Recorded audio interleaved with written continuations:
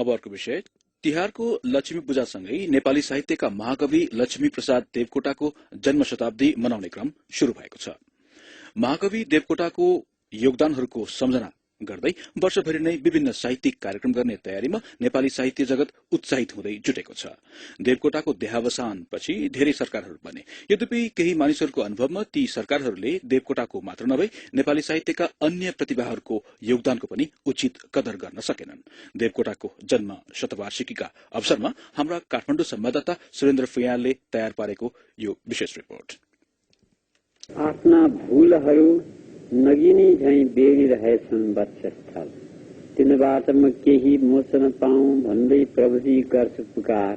Cancer रोगबाट ग्रसित भएपछि 2016 सालको भदौ महिनामा महाकवि देवकोटा ललितपुरको शान्त भवन अस्पतालमा भर्ना भएका थिए। देवकोटा गम्भीर बिरामी भए पनि उनीभित्रको कवि भने स्वस्थ र तन्दुरुस्त नै लाग्दथ्यो। उनले अस्पतालको शय्याबाट वाचन गरेको यो कवितामा सुनिए जस्तै, मानवताको भाव हजारौं मैले गाएँ कवितामा, तर ती सारा विफल भइकन फोस्रो भए अब प्रभु श्याम।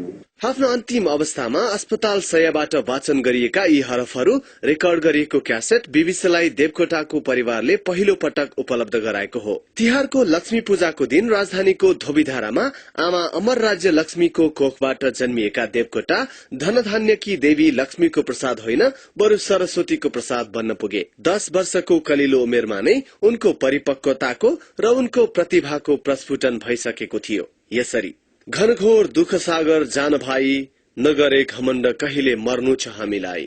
देवकोटाका यी हरफहरू सुनेर उनका कवि समेत रहेका पिता तिलमाधवले लक्ष्मी प्रसादलाई सरस्वतीको अवतार मानेका थिए। देवकोटालाई नजिकबाट चिन्नेहरू भन्छन् देवकोटाको खुबी साँच्चै नै अतुलनीय थियो। महाकवि देवकोटाले त्यति बेला छायामा पर्न लागेको झ्याउरे छन्दलाई धेरै माया गरे। त्यसको पुष्टि झ्याउरे शैलीमा लेखिएको र धेरै पाठकहरूले रुचाएको मुना मदनको गाथामा प्रष्ट हुन्छ।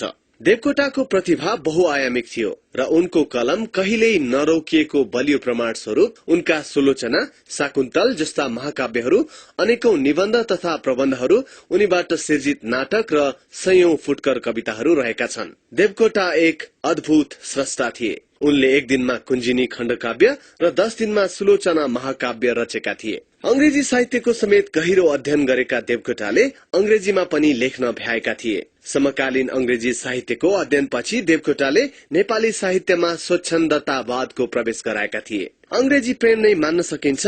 अन्तिम अवस्थामा शान्त भवन अस्पतालको शय्यामा पनि देवकोटा अमेरिकाबाट आएका एक इसाई डाक्टरलाई कवितामा धन्यवाद दिँदै थिए। Medical angel and spiritual angel came to Nepal. You have got the light of Jesus before your eyes. I never saw a greater miracle than such a doctor. उनको प्रसिद्ध पागल कविता अंग्रेजीमा समेत लेखिएको छ। द ल्युनाटिक नाम दिएको सो कविताको भावसँग कविहरूको अन्योन्याश्रित सम्बन्ध रहेको अनुभव सुनाउँछन् प्रसिद्ध उपन्यासकार डाक्टर ध्रुवचन्द्र गौतम। देवकोटा विदेश जानुभएको थियो, हामी केटाकेटी थियौं अनि उहाँलाई स्वागत गर्दै एकजना अंग्रेजीका प्रोफेसर भन्नु कि पोएटहरू ल्युनाटिक किसिमका हुन्छन् भनेर भन्नुभएको थियो है। देवकोटाले आफूले बोल्दा चाहिँ के भन्नु, मेरा विद्वान मित्रले पागल त सबै पागल हुन्, कविहरू काम लाग्ने पागलहरू सबै पागल हुनुभएको थियो। वरिष्ठ साहित्यिक पत्रकार रोचक घिमिरेका विचारमा जीवनको सूर्यास्त अघि देवकोटा साहित्यमा नोबेल पुरस्कार पाउनका लागि उद्यत देखिन्थे। आफ्नो जीवनकालमै यो नेपाली शाकुन्तल महाकाव्य निस्किएको छ, त्यो मौलिक रूपमा अंग्रेजीमा नै मूल लेख्नु भएको हो। उनको साहित्य चाहिँ विदेशी भाषामा अनुवाद भएर जान सकेको भए विश्वले पनि देवकोटाको महान प्रतिभाको महत्व थाहा पाउँथ्यो।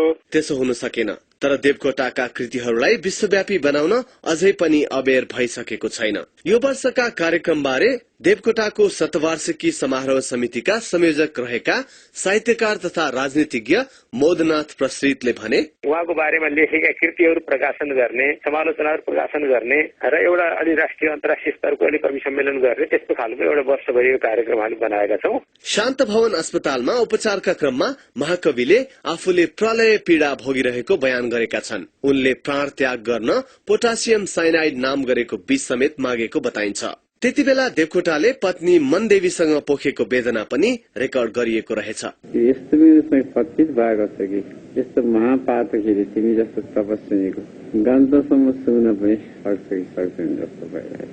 म मरे मेरो माया मोह छोड्दै पनि भन्दछु। उद्देश्य के लिनु उडी छुनु चन्द्र 1 भन्ने देवकोटा अन्तत 2016 साल भदौ 29 गते साँझ यो संसारबाट सदाका लागि बिदावादी भए। प्रलय निदमा सुतिरहेछु मेरो ब्रह्माण्ड जल्यो, आउन सक्ने प्रभुको पदमा मेरो आत्मा सम्म गल्यो। तर नेपाली साहित्यका जाज्वल्यमान तारा महाकवि देवकोटाले नेपाली भाषा र साहित्यलाई धेरै धनी बनाएका छन्। नेपाली वाङ्मयको क्षेत्रमा उनका काव्य सृजना र कविताहरू अमर अजर छन्। सुरेन्द्र फयाल, BBC, काठमाडौँ।